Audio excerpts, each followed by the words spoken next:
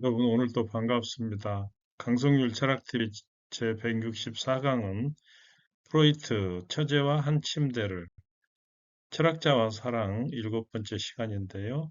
여기는 프로이트 처제 부인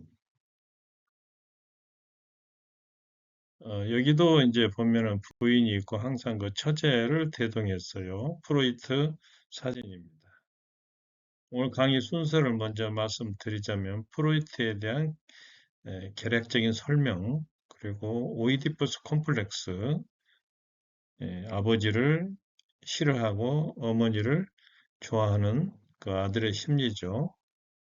프로이트가 아내를 만나서 2달 만에 약혼하고 결혼을 한다는 이야기. 그리고 이제 처제와 함께 여행을 떠나고 처제와 한 침대를 썼다는 사실이 이렇게 밝혀지게 됩니다. 프로이트는 오스트리아의 정신의학자이자 정신분석학의 창시자죠. 그래서 체코 동부 모라비아 프라이베르크 출신인데 유대인입니다. 유대인. 아버지는 17살에 첫 부인과 결혼했는데 그래서 이미 큰아들은 23살 그리고 둘째 아들은 20살이었습니다. 여기는 프로이트가 8살 때 아버지하고 찍은 사진인데요. 첫 부인의 사망으로 프로이트의 생모와 재혼한 아버지는 초혼의 20세 아내와는 20년의 연령 차이가 있었습니다. 여기 이제 프로이트 가족들인데요. 그래서 이제 그 둘째 부인에게서 프로이트가 태어나게 되는 거죠. 여동생이 많았는데 4명인 그 아우슈비츠 수용소 가스실에서 사망을 합니다. 프로이트가 영국으로 탈출하면서 상당한 액수의 돈을 줬지만 프로이트의 직계만 추방이 허용됐기 때문에 여동생들을 구출하지는 못했습니다. 여기는 이제 프로이트를 너무나 사랑했던 어머니 생모 아말리아의 사진입니다. 프로이트는 2살 때 어머니의 나체를 보고 강하게 마음이 끌렸다. 아버지가 그 아내, 프로이트의 모친이죠. 나에게도 정신이 팔려 있다고 비난하며 다툰 것을 기억하고 있다. 여기에서 이제 오이디푸스 콤플렉스라고 하는 그 심리학적인 용어를 만들어냈죠. 어머니의 유방을 놓고 서로 다투던 남동생이 2살 때 죽자 도리어 기쁨을 느꼈다. 그리고 나중에는 그 굉장히 여기에 대해서 죄책감을 느끼게 됩니다.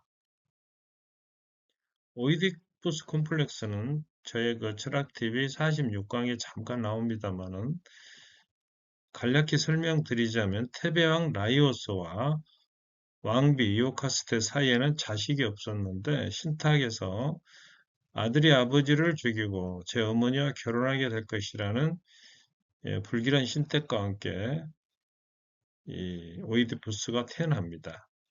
결국에 우여곡절 끝에 오이디푸스는 생부인 라이오스 왕을 죽이게 되고 그때 이제 이오카스테 오라비 크레옹이 섭정을 하고 있었는데 왕이 없자 괴물이 나타나서 사람들을 잡아먹기 시작합니다. 그래서 괴물 스핑크스를 퇴치한 사람에게는 왕위와 왕비를 주겠다 이런 방을 붙였고 수수께끼를 낸 스핑크스를 이제 오이디푸스가 마주해서 해답을 제시합니다. 그러자 스핑크스는 바위에서 몸을 던져 스스로 목숨을 끊게 되고 스핑크스라고는 괴물을 퇴치한 오이디푸스는 테베 왕이 되고 그때 이오카스테 왕비 과부로 있던 친어머니하고 이제 결혼을 하게 됩니다.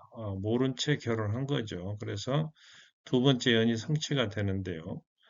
테베 나라에 역병이 창궐하자 신탁을 구한 결과 왕을 살해한 자를 찾아내 추방해야 한다. 그래 찾다 보니까 결국에 오이디푸스가 된 겁니다. 이러한 모든 진실을 알게 된 왕비는 목을 메어 자살하고 오이디푸스는 부모를 몰라본 자기의 눈을 왕비의 부르찌로 찔러서 장님이 된다는 그런 이야기입니다. 여기에 대해서 프로이트는 오이디푸스 콤플렉스를 아들이 아버지를 적대시하고 어머니를 좋아하는 본능으로 봅니다. 늘 간섭하고 나무라는 아버지, 늘 감싸주고 안아주는 어머니. 아들은 어머니를 좋아할 수밖에 없죠. 아들에게 아버지는 구속의 화신입니다. 그래서 사르트르 같은 철학자이자 작가는 세상에서 좋은 아버지란 없다 이런 말도 남겼는데요. 반면에 어머니는 사랑의 전형이고 아들이 보호해야 할 대상입니다. 그래서 모친 앞에서 자꾸 고추를 보이는 행위를 하는 것은 아들이 나도 남자라고 하는 그런 과시욕이라고 할 수가 있습니다. 짝사랑인데 프로이트의 아버지는 모직물 상인이었는데 불경기로 장사가 잘 되지 않은 데다 유대기라는 이유로 주위 사람들로부터 따돌림을 당하자 고향 프라이베크를 떠나게 됩니다. 프로이드가 16살 무렵에 다시 고향인 프라이베크를 찾아가는데 여기에서 아버지 친구의 딸 기젤라에게 사랑을 느끼지만 마음속에만 담아둔 채 끝내 고백하지 못합니다. 짝사랑으로 끝났다는 거죠. 자, 프로이트가 아내를 어떻게 만나게 될까요? 17살에 당시 세계 최고의 오스트리아 비엔나 의과대학에 입학한 프로이드는 여동생이 있었는데 안나라고 하는 마르타의 오빠 엘리와 교제를 하고 있었습니다. 그래서 이제 마르타가 프로이트의 집을 방문하게 되는데요. 마르타로 말할 것 같으면 유대 명문가의 딸로서 프로이드보다는 4살이나 5살 손아래였습니다. 1882년 4월 거실에서 사과를 깎던 이 마르타라고 한 처녀는 27살의 레지던트 2학년 프로이트와 마주치게 됩니다. 프로이트는 그 책 볼라라는 별명을 가진 독서광으로서 평소에 집에 돌아오면 다락방에 들어가서 공부를 하는 스타일인데 마르텍에게 반한 뒤로는 매일 장미꽃 한 송이를 보내고 마르타는 그 답례로 손수 만든 빵을 선물을 합니다. 이때 마르타는 이미 나이 많은 기업가와의 결혼을 약속한 상태였는데 그 밖에도 열렬한 구원자들이 많이 있었다고 합니다. 그런데도 2달 후에 프로이트와 약혼을 한 걸 보면 프로이트의 공세가 어지간했다는 것을 우리가 짐작해 볼 수가 있습니다. 결혼은 프로이트의 여동생 안나와 엘리가 먼저 합니다. 그러니까 프로이트와 마르타는 겹사돈이 되는 거죠. 이렇게 겹쳐서.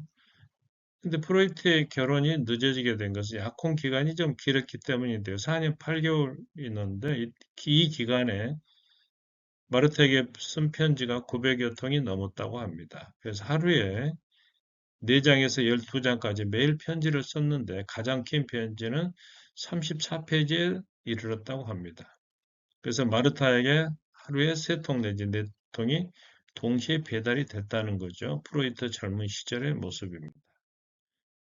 또 프로이트는 그 글을 잘 쓰기로 유명했는데 제자들에게 4천여 통의 편지를 썼습니다. 그리고 이 편지들은 나중에 프로이트 전기를 쓰는데 참고 자료가 됐죠. 마르타는 결국 프로이트와 결혼해서 6명의 아이를 낳아서 잘 길렀는데요. 프로이트 부부입니다.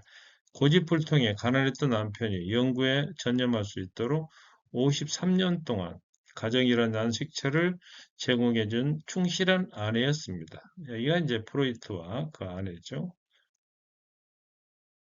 복점력이 뭘까요? 마르타가 자기 아내가 사촌 오빠를 좋아한다는 사실을 알고 치열한 질투의 불길을 불태웁니다.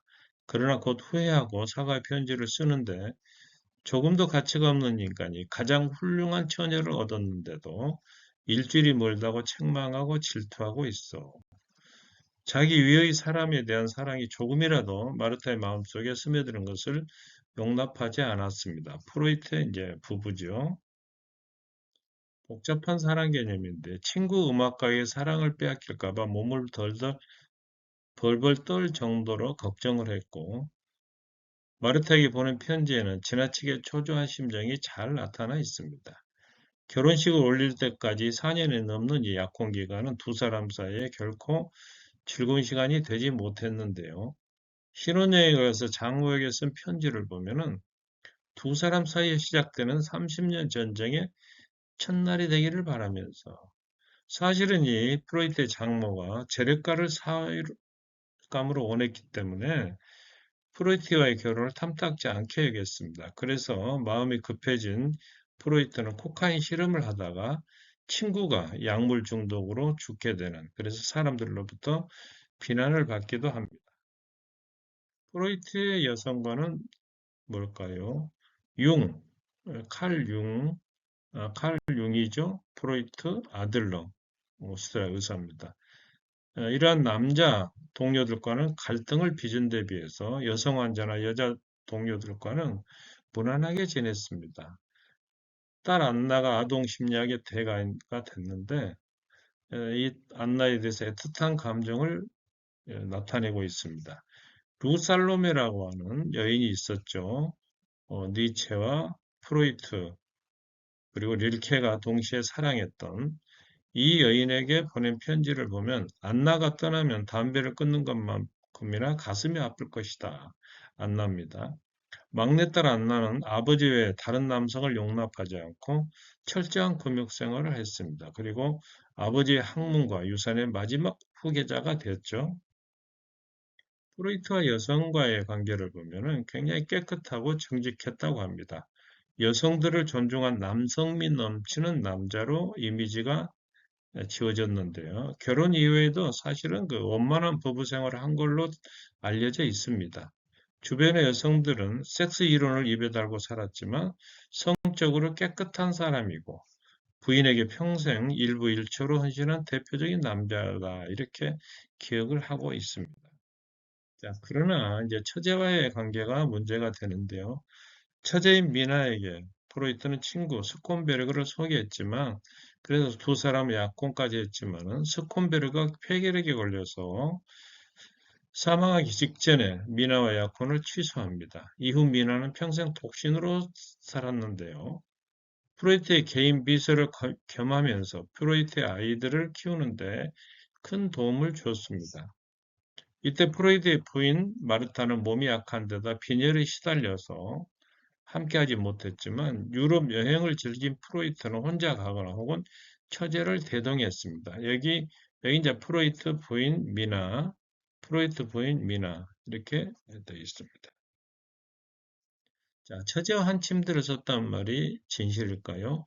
9년 연하의 그 처제와 부적절한 관계를 맺었다. 여기에 대해서는 이미 1957년 칼 융이 제기를 했는데 프로이트가 처제를 사랑했고 매우 밀접한 관계였다. 이렇게 얘기를 합니다. 칼 융으로 말할 것 같으면 프로이트의 제자이자 그 후계자로 여겨질 정도로 가까웠지만 나중에는 이제 학문적 견해 차이로 사이가 좀 벌어집니다. 이러한 칼 융의 주장에 대해서 프로이트의 제자나 추종자들은 모략이다 이렇게 일축했는데요. 또 프로이드의 전기 작가인 존스도 둘은 아버지와 딸처럼 지냈기 때문에 섹스로 발전하기는 어려웠을 것이다. 이렇게 말을 하고 있습니다만은 2006년 12월 24일 뉴욕타임즈에서는 이런 보도를 합니다. 독일 하이델베르크 대학의 사회학자가 1898년 8월 13일 스위스 알프스의 만류의 한 호텔인 슈바이츠하우스의 11호실에서 프로이트, 당시 42살이었고 처제 33살이었는데 함께 투숙하면서 갈겨 쓴 프로이드 박사와 아내라고 하는 자필 서명이 공개되었다. 이걸 그 이튿날 조선일보가 받아서 프로이트와 처제의 미래라는 제목으로 보도를 했습니다. 여기는 이제 당시 그 슈바이처 하우스 호텔이고 여기는 프로이트의 자필 서명입니다. 프로이트의 아내 마르타는 사실 동생과 함께 남편이 여행한 사실을 알고 있었지만 그 자세한 속사정은 알지 못했는데요. 프로이트는 투숙한 날 아내에게 보낸 편지 엽서에서 누추한 것에 묵었다 이랬었지만 슈바츠 하우스는 근처에서 두 번째로 좋은 호텔이었습니다. 그리고 프로이트는 결국 처제와 한 침대를 사용하게 된 거죠. 여기는 처제이고 아내입니다.